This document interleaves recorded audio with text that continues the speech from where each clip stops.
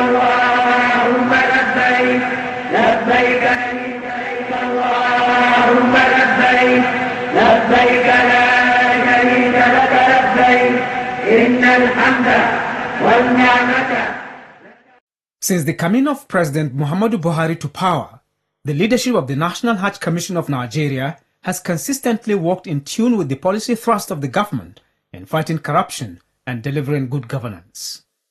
Towards achieving this, the Commission initiated and implemented a wide range of policies geared towards improving services to Nigerian pilgrims and to also deliver on the promises of good governance and prudent management of resources. We key into the President's agenda, which is fighting of corruptions, eradication of wastages in Hajj management, to make sure that we are on course with the President Commander-in-Chief agenda. And by doing this, we have to introduce a lot of reform for us to manage the little resources you have prudently and to get better and quality services to Nigerian Muslim Ummah who are willing to perform Hajj.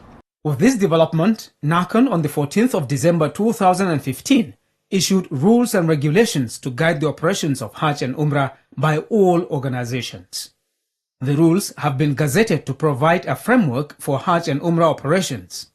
Prior to this, Nigeria did not have a common standard for pilgrims registration, airlift of pilgrims, provision of accommodation, catering, and medical services. The standard that each tour operators must meet and state and pilgrim body must meet. This is the first thing we did.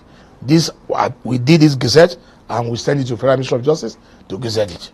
In order to ensure compliance, state pilgrims boards across the country were licensed and graded to ensure that they offer services to pilgrims based on their capacity.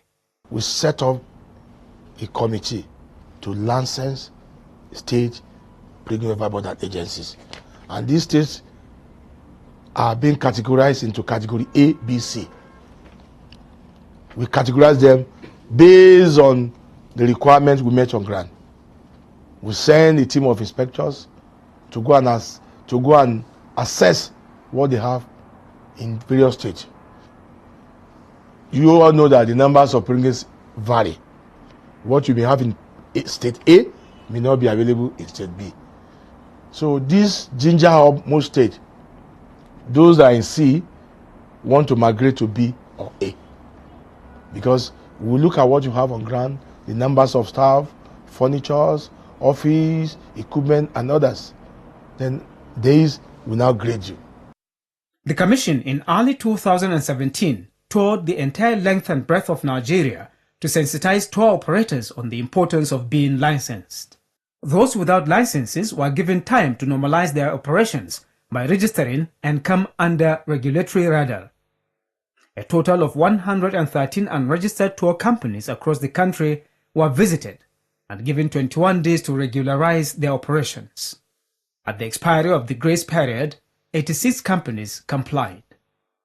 In the nearly 2.5 years of the administration of President Muhammadu Buhari, NAHCON has recorded remarkable achievements in the airlift of pilgrims.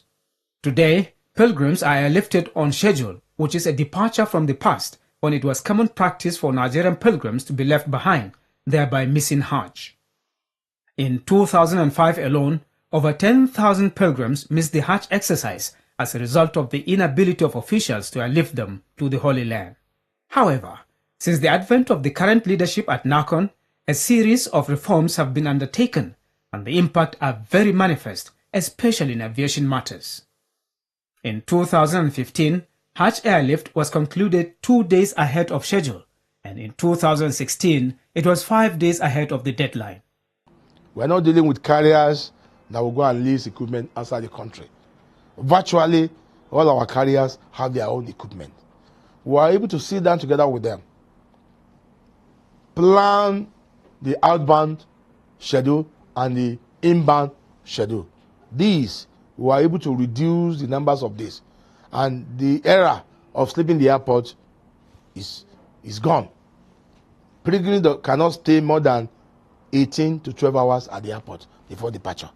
So because we operate based on the capacity of each carrier, and we don't open all the airports at a time. You close there before you go to the next airport. By this, we have been able to reduce the era of sleeping at the airport.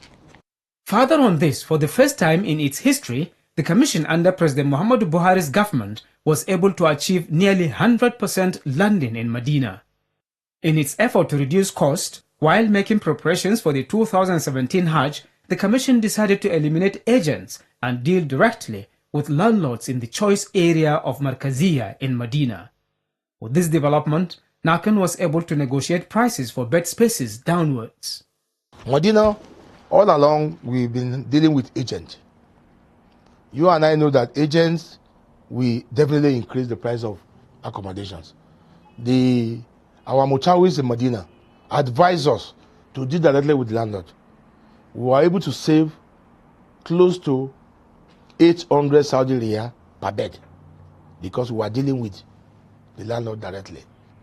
So we were able to boycott that chains of agents. A property may be given to, before it gets to us, it must have got to about 10 agents. So assuming each agent is putting $200 Riyal, before it gets to us, it's 800 Riyal. So by now, we are dealing with directly with the landlord. And we took houses within the Holy Prophet Mosque in Medina.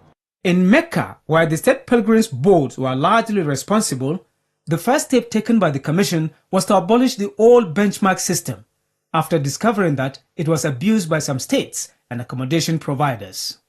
In Mecca, what we did, we reduced the number of agents because some of them could not meet up with the share capital we asked them to increase. Because Mecca is bigger than Medina, and pilgrims spend many days in Mecca. So houses is not going to be easy the way we got it in Medina. But what we do was that we eradicate parallel benchmark to all accommodations. We took each accommodations on its merit. We go and inspect the house together with state, with the landlord, and with our market survey. If we will tell you the houses cannot be more than 3,500 Saudi Riyal, because we'll have done a market survey of property. Still on cost reduction, NAHCON restructured the medical services offered to pilgrims and came up with the national medical team. What we did during this our regime was that we centralized national medical team, because all of us that are going to are Nigeria. We are all Nigeria. We centralized national medical team. Unlike previously, every state has their own medical team. We centralize it. We give the numbers based on the number of pilgrims you have. This also reduces the cost of money we spend on medical. The burden on the federal has been reduced drastically because states are being incorporated into national medical team. Other areas reviewed for financial prudence include reduction in airfares, reduction in local charges, reduction in the cost of pilgrims' suitcases. Equally, the Commission was able to boost its internally generated revenue profile without increasing its charges to pilgrims. It also reduced its dependency on federal government in funding its offshore operations from 69% in 2014 to 23% in 2017.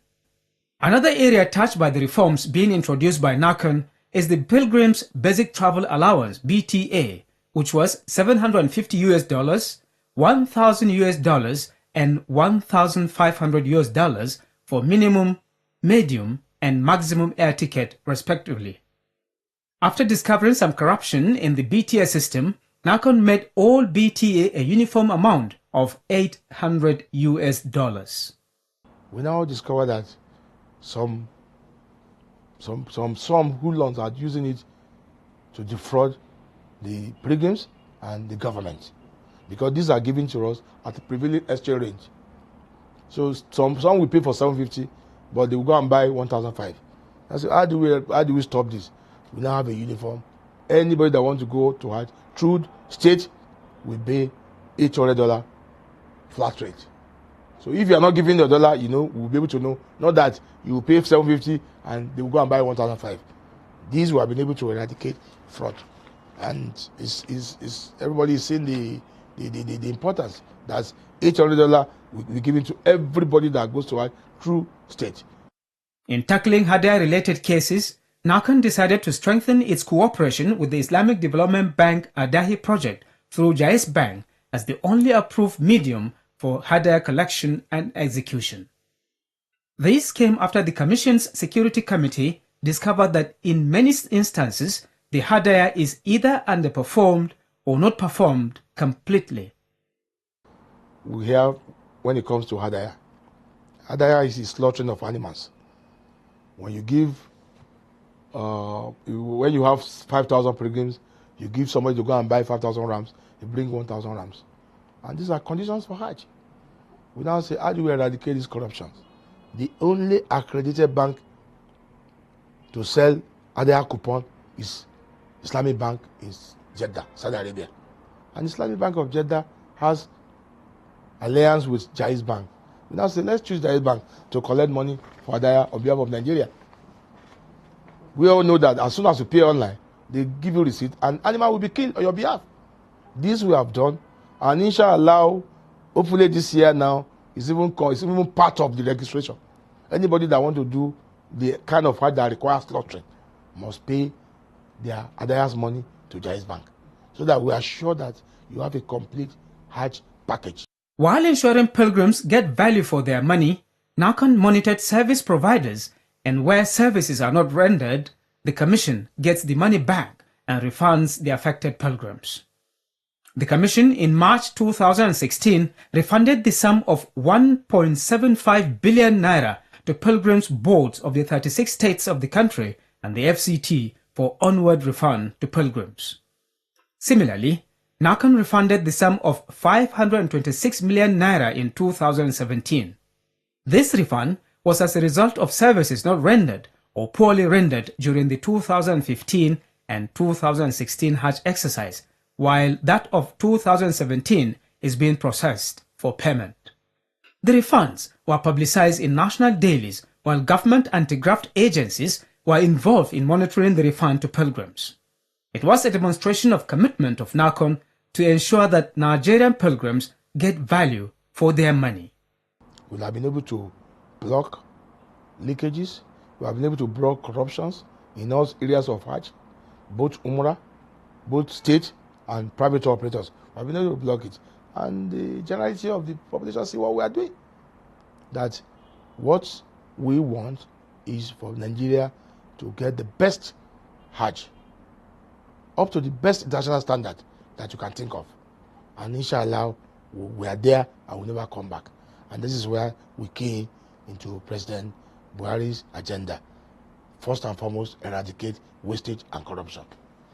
Other achievements recorded under the present government are introduction of the national media team, expansion of the public enlightenment and engagement, establishment of Pilgrims' DNA database, securing of new headquarters. The case of Nigerian pilgrims being conveyed to and from Jeddah, Mecca and Medina in old buses is now a thing of the past. Good transportation, brand new transportation, you cannot compare with old means of transport. The buses they were giving us before were 2003, 2004 model. Some between Medina to Mecca break down. It takes hours before our pilgrims will get to their accommodation in Mecca. We now say, how do we reduce suffering of our people? Because these are paid to United Agent, which they just give us whatever buses they want. We now say, okay, we want a better service for our people. They said we need to sign separate agreement with buses provider. We went out to meet this body provider and they gave us 2017 and 18 buses last year. You all saw it at no cost. At no cost. And everybody that went to it last year saw the kind of buses, the buses that have toilet facilities, that have internet facilities, that have tracker. So, and those that went to it 2017 saw that this standard of buses that we use are better than what we are using. And that standard, we are going to maintain it.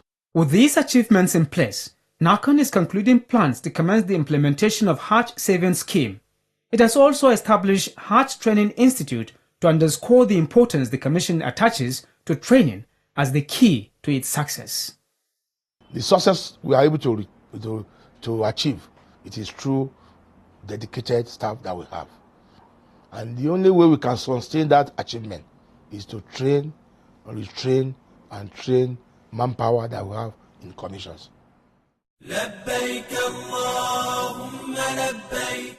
The National Hajj Commission of Nigeria, NAHCON, urged all intending pilgrims to seek knowledge on how to perform Hajj and Umrah in order to attain the desired results. To achieve this, NAHCON directs all the pilgrims' welfare boards and agencies as well as tour operators to organize enlightenment programs for all the intending pilgrims from date of payment to commencement of operations. It is your right to be educated on how to perform Hajj and Umrah.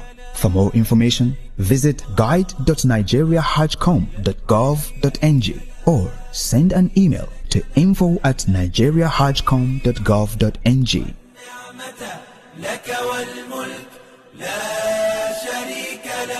This message is brought to you by the National Hajj Commission of Nigeria, NAHCON.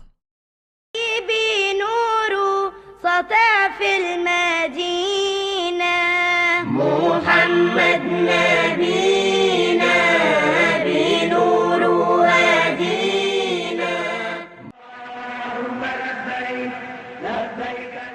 Hajj Talk tonight focuses on the import of the visit to Medina by pilgrims during Hajj or Umrah.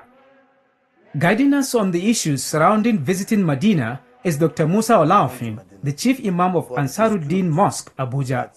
He says visiting Medina or the Prophet Mosque is not obligatory and neither is it part of the Hajj or Umrah, but there is great value for doing it. When a pilgrim reaches the Prophet Mosque, how will he undertake the ziyarah or visit?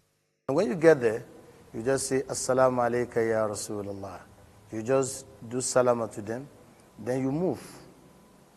You have done the visitation to the mosques of the prophets and where Prophet Muhammad was buried. Then there is a place, in that mosque called Rauda. Prophet says, between that Rauda and my mimbar, that is where paradise lies. Every Muslim ummah will be having the opportunity, if you have the opportunity to enter that Rauda. And he said that whatever prayer you say in that Rauda, Allah answered the prayers immediately. So that's why you see, for those who have been going there, you see people will be struggling that they want to enter Rauda to perform some rakats, to pray, and then move out of that place. What kind of supplication is recommended for pilgrims when visiting the tomb of the Prophet? Whatever prayer you say there is answered by Almighty Allah. Because when you are there, it's not what you are saying, I'm saying. Everybody will be saying different things. But whatever prayer you observe there, Allah answered that prayers immediately. While in Medina, pilgrims are also expected to visit Quba Mosque, the first mosque to be built in the history of Islam. While there, pilgrims will perform a 2-rak'ah prayer. Masjid Quba happened the first mosque built by the Prophet Muhammad when he entered Medina. And he performed the first Jummah there. And he said that anybody that travels to the Holy Land, that is Medina, and observes 2 rakats in Masjid Quba is equivalent to somebody who performed Umrah. If you travel to the Holy Land now, then you went for Umrah. Are you getting it now? So if you go to Medina and perform 2 rakats, the reward of that Umrah is what they will give to you. After this, pilgrims then visit another important mosque called Masjid al-Qiblatain. Masjid al-Qiblatain, when Prophet Muhammad entered Medina, he met the people of Medina facing a particular direction, and then he joined them. So they were now making jest of him that, what else is he coming to teach us again? So somebody who came, he met us what we are doing, and he joined us what we are doing. Does he have any hidayah again to us? Allah said, Ya Rasulullah, that place they are facing is not Qibla. You should show them the Qibla. So after the prayer, Prophet now told them that where you are facing is not Qibla. So this is, you just have to bend like this and face the correct Qibla. So that is how they call it, Masjidin Qiblatain. Masjid that has 2 directions. Other key places lined up for visits by pilgrims during their stay in Medina are the places where the battles of Badr and Uhud were fought and the Baqiyah cemetery. Baqiyah is a place whereby the Muslim Ummah were buried. Then you go there and pray for them. Then may Allah forgive them. Wa inna insha'Allahu bikum lahikun. Either we like it or not, one day, we shall all come and join them. So you pray for them, then that is the best thing you can do concerning the ziyarah. So when you do that one, you visit all those places I've mentioned, you have done your ziyarah. Are there any specific number of days pilgrims are expected to stay in Medina in order to gain certain number of prayers in the Prophet's mosque? If you enter Medina today and perform your ziyarah today, do everything today, you can leave Medina today. What matters most is that the love you have for the Prophet, that you must get to Medina and do whatever you want to do. Some will tell you that they have to observe 49 rakats and then they have to be there for 7 days. If they have not done that one, then they cannot leave Mecca. That is the pilgrims. You can't force them. You must follow them systematically because they are human beings like you. And they read a lot of books. Some will tell you that my Malam has told me from Nigeria that I should not leave Medina until 7 days. Some will tell you that, why some will take it very easy with you. Like international. Those who went on international, when they go there in the morning, they leave in the evening. Are you not saying that God will not accept their ibadah or will not accept their hajj? So there is no specific days, are you getting it now, or specific numbers of rakats that anybody can observe before he leaves Medina. What happens to a pilgrim's hajj or umrah if such a pilgrim does not go to Medina for ziyarah? You perform, let's say you have performed hajj in Mecca. You do not go to Medina before Arafah. And then after Arafah, for example, you fall sick. So then the next available flight is what is awaiting for you to come back to Nigeria. And you cannot go to Medina. Allah will accept your hajj because your intention matters. But if you have the opportunity to go there, there is no problem. You can visit all those areas we want everybody to visit. But Allah subhanahu wa ta'ala will make it in his infinite mercy to make Muhammad to sleep in Medina. Systematically, he wants all of us to go there. And that's what Prophet says, whoever say, salute me once, Allah will reward that person 10 times. Talk less of the people who go there. I even see the grave of the Prophet Muhammad sallallahu alaihi wasallam. Dr. Musa Olaofin says, the visit to Medina is full of many lessons for Muslims, particularly the aspect about knowing the history of Islam and the individuals that played key roles in its propagation.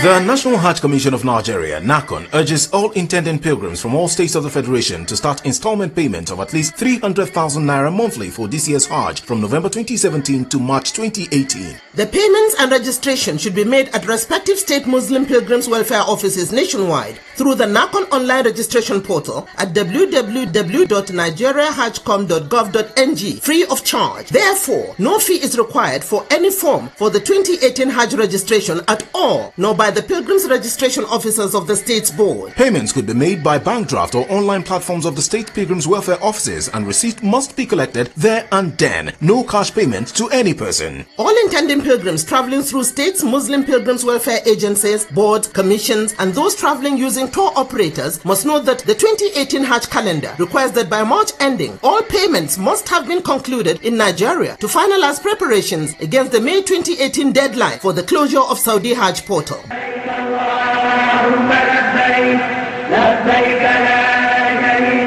This message is from the National Hajj Commission of Nigeria.